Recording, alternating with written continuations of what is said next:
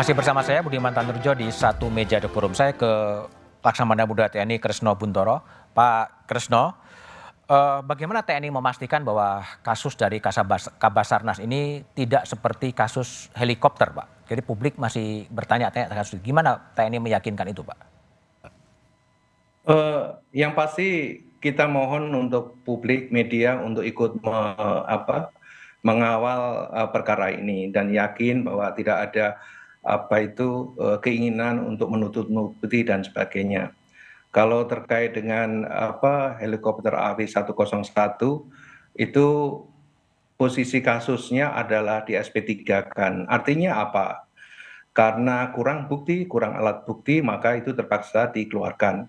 Dan kalau seandainya ke depan ada Bukti baru? tambahan alat bukti lagi, ini kasus ini bisa dibuka lagi, jadi nggak perlu khawatir. Oke, baik. Kalau kasus Kabasarnas ini, dari hasil sampai sekarang ini bagi TNI akan diarahkan ke pengadilan umum koneksitas atau ke pengadilan militer, Pak Kresno? Jadi yang pasti sekarang ini adalah penyidikan, proses pemeriksaan, dan kemudian kita mengharapkan KPK untuk ikut membantu di dalam proses penyidikan ini. Pengalaman yang lalu-lalu itu teman-teman KPK ada di dalam ruangan pemeriksaan penyidikan yang sama, malahan kemudian titip pertanyaan-pertanyaan terkait dengan tersangka dari militer. Selain itu juga penyidik dari Puspom juga ke tersangka yang sipil yang sekarang ditahan KPK, kita ke sana juga ngambil kita mem-BAP untuk para tersangka yang sipil itu. Selanjutnya ini memang penyidik KPK sama penyidik Puspom TNI perlu duduk bersama untuk melihat konstruksi hukumnya. Ketika sudah ketahuan konstruksi hukumnya, maka nanti bisa dilihat apakah ini akan di-splitting dalam arti terpisah, diselesaikan masing, atau dikoneksitaskan atau diperiksa dalam satu peradilan.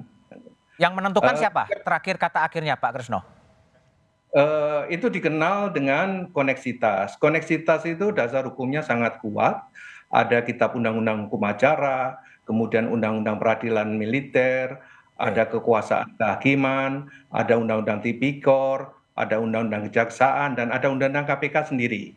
Salah satu contoh adalah bahwa pasal 16 Undang-Undang 48 2009 kekuasaan kehakiman menyebutkan bahwa untuk perkara koneksitas memang di peradilan umum. Kecuali dalam keadaan tertentu menurut keputusan Ketua Mahkamah Agung, perkara itu harus diperiksa dan diadili di pengadilan dengan lingkungan peradilan militer. Jadi baik. Yang menentukan adalah Ketua Mahkamah. Ketua Mahkamah Agung yang akan menentukan di peradilan mana ya. Pak Gufron. Tadi juga soal helikopter ya, helikopter yang juga menarik dan kemudian di SP3 karena memang buktinya juga kurang sih sebetulnya.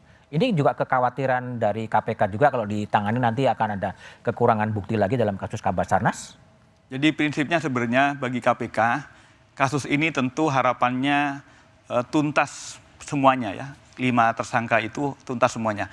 Apakah KPK, kemudian Puspom, tadi disampaikan split, ataukah kemudian dikoneksitaskan, itu adalah proses. Tentu harapannya sebagaimana juga disampaikan oleh Bang Asrul, harapannya proses peradilan itu bukan hanya urusan tentang cepat, sederhana dan biaya ringan, cuma yang penting adalah sebagaimana ditanyakan tadi, equality before the law. Artinya kalau kemudian diseplit itu memungkinkan akan berbeda. Nah, kalau disatukan itu tentu kemudian pasti penghukumannya namanya oleh majelis yang sama sehingga penghukumannya akan lebih equality, bisa lebih. Kalau harapan KPK di pengadilan mana?